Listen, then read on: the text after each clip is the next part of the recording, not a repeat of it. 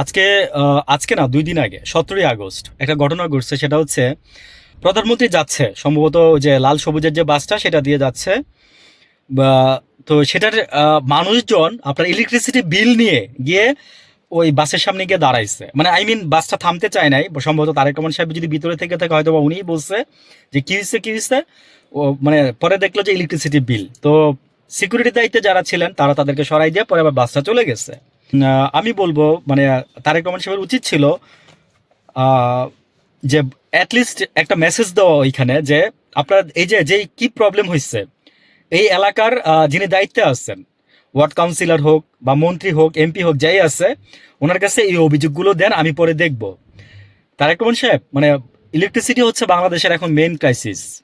আমি বললাম না যে এই যে কিছু সেক্টর ইলেকট্রিসিটি বিদ্যুৎ পানি যদিও শীত আসলে একটুখানি আপনি স্বস্তি পাবেন, কিন্তু পরবর্তী বছরের জন্য আপনি প্রিপারেশনটা নিয়ে রাখেন। আপনার কিন্তু বদনাম করে দিয়ে গেছে অনেক আগে, আপনার উচিত ছিল এসে এই বদনামটা আগে গুছানো। মানে বিদ্যুৎ যাতে না যায়। হাসিনা আয়সা কিন্তু কথা রাখছে, হাসিনা আয়সা কিন্তু বলছিল ওই যে 2004, 5, 6 সালের দিকে যখন খালেদা জিয়া ক্ষমতায় ছিল, আপনি তো নিজেও জানেন যে এই বিদ্যুতের জন্য আপনাদেরকে উঠতে হয়েছে। রাজধানীর মধ্যে মিছিল হইতো, বিদ্যুতের জন্য রাজধানীর মধ্যে মিছিল হইতো, মানুষ রাস্তার মধ্যে দল বাইদা মনে করেন যে হাজারে হাজার মানুষ বেরোয় যাইতো রাস্তার মধ্যে এই বিদ্যুতের জন্য। এবং তখন হাসিনা কথা দিচ্ছিল যে আমরা যদি ক্ষমতায় আসি নিরবচ্ছিন্ন বিদ্যুৎ দিয়ে যাব। নিরবচ্ছিন্ন বিদ্যুৎ তিনি দিচ্ছে, 21 সাল পর্যন্ত দিচ্ছে। ওই যে বলেন কুইক রেন্টাল বলেন, এই বলেন সেই বলেন, ও কিন্তু কুইক রেন্টালের মধ্যে কিন্তু এই যে 5, 6 মানে 8, 10 বছর কিন্তু সেই কুইক রেন্টাল করলে ভালোই চালাইছে। এর মধ্যে কিন্তু সে কিন্তু আমাদের দেশের বিদ্যুৎ উৎপাদন সক্ষমতাটা বাড়াইতে পারতো। পারবে কিন্তু একটা বানাইছে, ওটা মনে করেন যে চালু হওয়ার নামে এখন পর্যন্ত কোনো নামগন্ধই নেই। ওটার মধ্যে জ্বালানি ভরাট করতেছে 6 মাস ধরে। তো ওইটা কি তড়িঘড়িতে আপনি চালাতে পারতেন না, যেহেতু জিনিসটা মানে 95% কাজই সমাপ্ত হয়ে গেছে। ওইটা হয়ে গেলে তো হয়ে যেত। এখন একটা জাস্ট একটা একটা মানে 2টা টার্মিনাল আছে, হ্যাঁ, ভাসমান 2টা এলএনজি টার্মিনাল।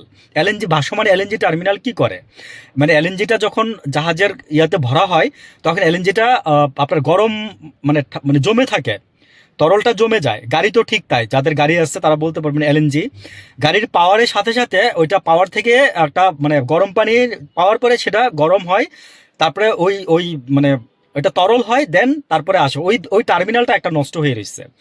এটার জন্য বিদ্যুতের এরকম ঘাটতি।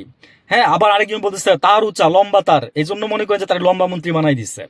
লম্বা মানে এখন কি বলবো, যে আপনাদের তো ওই যে মনে করেন যে খাম্বা বসাইছিলেন, ওই যে খাম্বার উপরে হাসিনা ইলেকট্রিসিটি তো দিচ্ছে, হাসিনা ইলেকট্রিসিটি তো হাসিনার দিচ্ছে। কিন্তু আমার কথা হচ্ছে কি যে নিরবচ্ছিন্ন বিদ্যুৎ আপনি দিয়ে যান, আপনি কিন্তু এটা দিয়ে ধরা খেয়ে যাবেন। তারেক রহমান সাহেব যত ভালোই করবেন না কেন, ওই যে মাংস রান্না করে মশলা একটা কম দিবেন ওইটা করতে যায়েন না। ভালো থাকবেন সবাই, আসসালামু আলাইকুম।